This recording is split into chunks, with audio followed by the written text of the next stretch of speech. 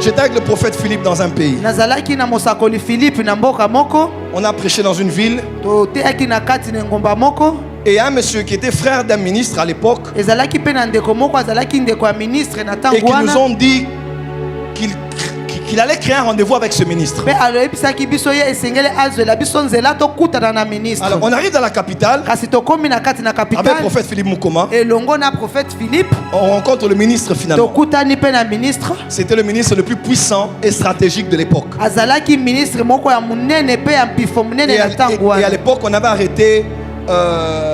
avait arrêté des autorités, on les avait mis en prison.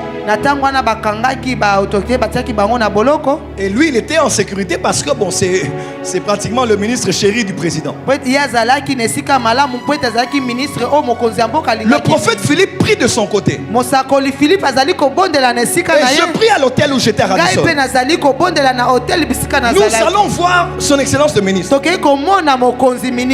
C'est quelqu'un que j'apprécie et j'aime énormément. Mais je me permets quand même de parler de ce témoignage. On arrive là et on présente. On a même donné les détails des dossiers, du nom des gens. C'était des précisions terribles.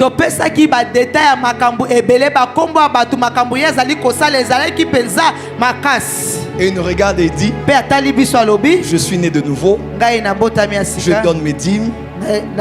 Je parle avec Bishop Oyedepo, avec tel prophète aux États-Unis. Je suis aimé par le président. En tout cas, pareille chose n'arrive pas. On a dit son excellence. Là où vous êtes, vous n'avez plus de place là. Amen. Et après même le prophète Philippe a eu une révélation qu'il allait même être arrêté. Il parle de sa fille. C'était noble ce qu'il disait, mais il ne comprenait pas qu'il y a des prophéties qui dépendent de ce domaine. Donc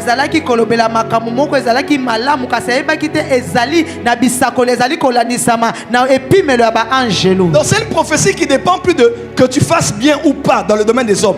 Ça dépend de la spiritualité. Qu'est-ce qui se joue, les enjeux dans ce domaine.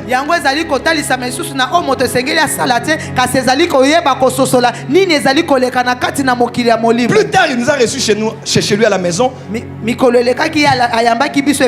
il nous a dit merci. Il dit parce que pendant que les autres me flattaient avec des fausses prophéties, vous m'aviez dit la vérité à l'époque, mais je ne comprenais pas.